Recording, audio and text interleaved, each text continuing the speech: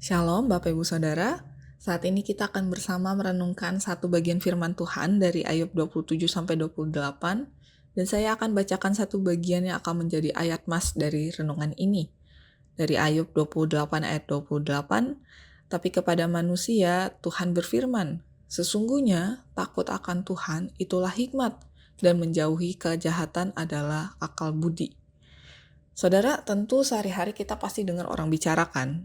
Bahkan mungkin sekitar kita, suara itu pun banyak.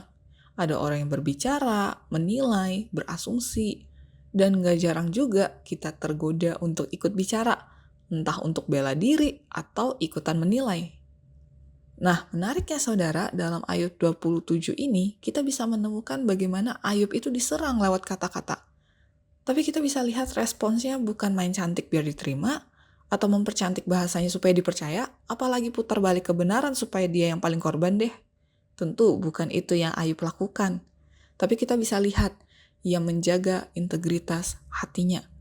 Bahkan di pasal 28 sendiri ditegaskan, hikmat itu bukan berasal dari banyaknya perkataan manusia, tapi hikmat itu hanya datang dari takut akan Tuhan. Dan orang yang berakal budi itu pasti menjauhi kejahatan. Nah, ini berarti mulut itu bisa salah, opini bisa keliru. Dengar berita aja kita bisa salah nangkep kan? Tapi jika hati kita takut akan Tuhan, kita akan dituntun oleh hikmat. Dan jika hati kita dituntun oleh hikmat, maka kita akan dituntun untuk membedakan mana yang baik dan mana yang jahat. Nah, saudara, pertanyaannya hari ini bukan apa kata orang tentang kita, tapi bagaimana hati kita di hadapan Tuhan, meskipun dalam menghadapi realita yang jahat ini. Saudara, sebenarnya kita memang gak perlu banyak bicara, tapi kita perlu untuk pastikan kalau hati kita itu udah lurus di hadapan Tuhan. Karena 1 Samuel 16 ayat 7 juga mengatakan, kata Tuhan, jangan pandang rupanya atau perawakan yang tinggi, sebab aku telah menolaknya.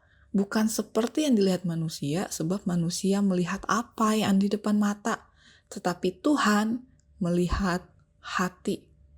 Nah, saudara, kiranya kita tetap menjaga hati yang lurus di hadapan Tuhan, hati yang takut akan Tuhan, agar melalui hikmat Tuhan, kita bisa mengambil setiap tindakan yang berkenan pada Tuhan.